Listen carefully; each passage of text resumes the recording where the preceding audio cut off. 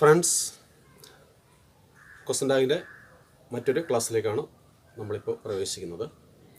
ഇവിടെ നമ്മൾ പ്രധാനമായിട്ട് ഡിസ്കസ് ചെയ്യുന്നത് നോ എന്ന വാക്കോ നോട്ട് എന്ന വാക്കോ ഇല്ലാതെ തന്നെ ഒരു സെൻറ്റൻസ് നെഗറ്റീവ് ആകുന്ന സാഹചര്യം. ആ സാഹചര്യത്തിൽ എങ്ങനെയാണ് നമുക്കതിൻ്റെ ആൻസർ കണ്ടെത്താൻ കഴിയുക എന്നുള്ളതാണ്. ഇവിടെ പ്രധാനമായിട്ട് നമ്മൾ അറിഞ്ഞിരിക്കേണ്ടത് വെർബ് പിരിക്കാൻ അറിഞ്ഞിരിക്കുക. നമ്മൾ സ്പ്ലിറ്റിംഗ് വെർബ് എന്നും പറഞ്ഞ് ഒരു സെഷൻ നടത്തിയിരുന്നു. ഡു, ഡസ്, ഡിഡ് എന്നിവ സഹായക്രിയയായിട്ട് വരുന്നത് അത് ഇവിടെ വളരെ പ്രധാനപ്പെട്ടതാണ്. അപ്പോൾ നോ എന്നോ നോട്ടൊന്നില്ലാതെ ഒരുപാട് വാക്കുകളുണ്ട്. അതിൽ ഒരു 4-5 വാക്കുകൾ മാത്രമാണ് നമ്മളിപ്പോൾ ഇവിടെ ഈ ക്ലാസ്സിൽ നമ്മൾ ഡിസ്കസ് ചെയ്യുന്നത്. ആ വാക്കുകളെന്ന് പറയുമ്പോഴത്തേക്ക് scarcely, hardly, rarely, barely, seldom. ഇതാണ് 5 വാക്കുകൾ. Scarcely, hardly, barely, rarely, seldom. പ്രത്യേകത എന്താണെന്ന് ചോദിച്ചാൽ, ഈ വാക്കുകൾ ചേർന്ന് വരുന്ന സെൻറ്റൻസിൽ നോ എന്നോ നോട്ടെന്നോ ഉള്ള വാക്കുകളില്ലാതെ തന്നെ ആ സെൻറ്റൻസ് നെഗറ്റീവ് ആണ്. അതുകൊണ്ട് തന്നെ നമ്മൾ ക്വസ്റ്റൻ ടാഗ് എഴുതുമ്പോൾ അത് പോസിറ്റീവ് ആയിരിക്കണം എന്നുള്ളതാണ് അതിൻ്റെ ഏറ്റവും വലിയ പ്രത്യേകത. നമുക്ക് എക്സാമ്പിളിലേക്ക് പോവാം. She drives cars. അവൾ കാറുകൾ ഓടിക്കാറുണ്ട്. ഷീ ഡ്രൈവ്സ്, ഷീ സിംഗുലറാണ്, അതുകൊണ്ട് ഡ്രൈവ്സാണ് വരേണ്ടത്. She drives cars. അവൾ കാറുകൾ ഓടിക്കാറുണ്ട്. കാറ് എടുത്തുകൊണ്ട് അവൾ പോകാറുണ്ടെന്നാണ് മീനിങ്. അപ്പോൾ ഇത് സെൻറ്റൻസ് പോസിറ്റീവ് ആണല്ലോ. ഇനി നമ്മൾ ഈ പറഞ്ഞതിലൊരു വാക്ക് എടുത്ത് വയ്ക്കുക, അതിനോട് ചേർത്ത് വയ്ക്കുക. She seldom drives cars. She seldom drives cars. ഇപ്പോൾ നെഗറ്റീവ് ആണ്. ഇതിൻ്റെ മീനിങ് എന്തായി? അവൾ കാറ് ഓടിക്കാറില്ല, അല്ലെങ്കിൽ അവൾ കാർ എടുത്തുകൊണ്ട് എങ്ങും പോകാറില്ല. ഏത് വാക്ക് വന്നപ്പോൾ ആ സെൻറ്റൻസ് നെഗറ്റീവ് ആയത്? സെൽഡം എന്ന വാക്ക് വന്നപ്പോൾ ആ സെൻറ്റൻസ് നെഗറ്റീവായി. She seldom drives cars. അപ്പോൾ നമ്മൾ ക്വസ്റ്റൻ എങ്ങനെ കണ്ടുപിടിക്കുക? സഹായക്രിയ ഇല്ലല്ലോ. അപ്പോൾ 2 കാര്യങ്ങളാണ് വരിക. ഒന്ന്, സെൽഡം എന്ന വാക്ക് വന്നപ്പോൾ അത് നെഗറ്റീവായി. രണ്ടാമത്തേത്, ഓക്സിലറി ഇല്ല. അപ്പോൾ ഡ്രൈവ്സ് എന്ന വാക്ക് നമുക്ക് നല്ല പരിചയമുണ്ട്. അത് ഏകവചനമാണ്. ക്രിയയുടെ കൂടെ നമ്മൾ എസ് ചേർത്തപ്പോൾ കിട്ടിയതാണ്. അപ്പോൾ ഏകവചന ക്രിയയെ പിരിക്കുമ്പോൾ നമുക്ക് കിട്ടുന്ന സഹായക്രിയ ഡസ് ആണ് എന്നറിയാമല്ലോ. സഹായക്രിയ അതിലില്ല. അപ്പോൾ നമ്മൾ ഡ്രൈവ്സിനെ പിരിച്ചേ പറ്റൂ. ഡ്രൈവ്സിനെ പിരിച്ചാൽ എന്താ കിട്ടുക? ഡ്രൈവ്സ് ഏകവചനമായതുകൊണ്ട് എന്താ കിട്ടുക? ഡസ്സാണ് കിട്ടുക. മറിച്ച് ഡ്രൈവ് എന്നായിരുന്നെങ്കിലോ ബഹുവചനം, അപ്പോൾ നമുക്ക് ഡു എന്ന് കിട്ടും.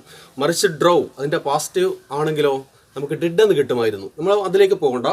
ഡ്രൈവ്സ് എന്നുള്ളതിൻ്റെ സഹായക്രിയ എന്തെന്നാണ്? ഡസ്സാണ്. അപ്പോൾ സെൻറ്റൻസ് ഏതാണെന്ന് നമ്മൾ കണ്ടു? നെഗറ്റീവാണ്. അപ്പോൾ എന്തിൻ്റെ ആവശ്യമില്ല? നോട്ടിൻ്റെ ആവശ്യമില്ല. അതായത് ഡസിൻ്റെ എന്നതിൻ്റെ ആവശ്യം ഇല്ല. പിന്നെ സബ്ജക്റ്റ് ഏതാ? ഷീ ആണ്. അപ്പോൾ എന്ത് കിട്ടിയ answer? Does she. Does she എന്നാണ് അതിൻ്റെ ആൻസർ. ഒന്നുകൂടെ ശ്രദ്ധിക്കുക.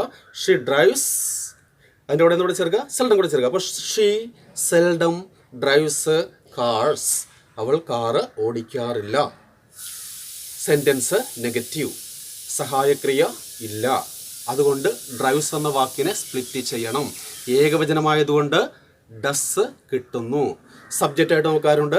ഷീ ഉണ്ട്. സെൻറ്റൻസ് നെഗറ്റീവ് ആയതുകൊണ്ട് എന്ന് മതി ഡസ് ഷീ. അതാണ് അതിൻ്റെ ആൻസർ. ഇത്രയേ ഉള്ളൂ ആ കാര്യം. നമുക്ക് അടുത്ത ഒരു സെൻറ്റൻസിലേക്ക് പോകാം. They scarcely answer my questions. They scarcely answer my questions. അവർ എന്ത് ചെയ്യാറില്ല? Scarcely answer. ആൻസർ ക്രിയയാണ് ഇവിടെ. ദേ ബഹുവചനമായതുകൊണ്ടാണ് നമ്മൾ എന്ത് പറയുക? ആൻസർ എന്ന് പറയുക. ഏകവചനം ആൻസേഴ്സ് എന്നാണല്ലോ. അപ്പോൾ ശ്രദ്ധിക്കുക. ദേ, ഇതാ നമ്മുടെ sentence. They scarcely answer my question. അവരെൻ്റെ ചോദ്യത്തിന് ഉത്തരം നൽകാറില്ല. അപ്പോൾ ആൻസർ എന്നുള്ളത് ബഹുവചനമായത് ആണ്. അതുകൊണ്ട് നമുക്ക് പിരിക്കുമ്പോൾ എന്താ കിട്ടുക? ഡു ആണ് കിട്ടുക, അല്ലേ? സബ്ജക്റ്റ് ഇവിടെ ഉണ്ട്. നമുക്ക് എന്താണ് കിട്ടുക? ദേ എന്നാണ് കിട്ടുക. അപ്പോൾ ഡു ഉണ്ട്, ദേ എന്നും ഉണ്ട്. നമ്മുടെ സെൻറ്റൻസ് എന്തെന്നാ? സെൻറ്റൻസ് നെഗറ്റീവ് ആണല്ലോ. സെൻറ്റൻസ് നെഗറ്റീവ് ആയതുകൊണ്ട് നമുക്ക് എന്ത് മതി? ഡു ദേ എന്ന് മതി. Answer do they. Okay, do they. Sentence. My parents hardly buy fruits. My parents, എൻ്റെ parents hardly buy fruits. BUY എന്നുള്ളതാണ്. BUY. എൻ്റെ പേരൻസ് ഫ്രൂട്ട്സ് വാങ്ങിക്കാറില്ല എന്നാണ് അതിൻ്റെ മീനിങ്. നമുക്ക് പെട്ടെന്ന് തന്നെ എൻ്റെ ആൻസറിലേക്ക് പോകാം. ബൈ എന്നുള്ളത് ബഹുവചനമാണ്. കാരണം മൈ പേരൻസ് എന്നാണ് പറഞ്ഞിരിക്കുക.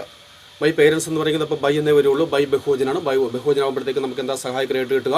ഡു ആണ് കിട്ടുക. സബ്ജക്റ്റ് ആയിട്ട് ആരുണ്ട്? My parents. മൈ പേരൻസ് എന്ന് പറയുമ്പോൾ ബഹുവചനമാണ്. അപ്പോൾ ഹീയും ചേരില്ല, ഷീയും ചേരില്ല, ദേ ചേരുകയുള്ളൂ. അല്ലേ? അപ്പോൾ മൈ പേരൻസിന് കിട്ടുന്ന സബ്ജക്റ്റിൻ്റെ സ്ഥാനത്ത് വരുന്ന വാക്ക് ഏതാണ്? ദേ ആണ്. ബൈ എന്നുള്ളതിനെ പിരിക്കുമ്പോൾ നമുക്ക് കിട്ടുന്ന സഹായക്രിയ എന്താണ്? ഡു ആണ്. നമ്മൾ ഹാർഡ്ലി എന്ന വാക്ക് ഉപയോഗിച്ചു അവിടെ, അതുകൊണ്ട് സെൻറ്റൻസ് നെഗറ്റീവാണ്. അപ്പോൾ ആൻസർ എന്ത് കിട്ടി? Do they. മനസ്സിലായല്ലോ? ഡു ദേ ആണ് അതിൻ്റെ ആൻസർ. നമുക്ക് അടുത്തൊരു സെൻറ്റൻസിലേക്ക് പോകാം.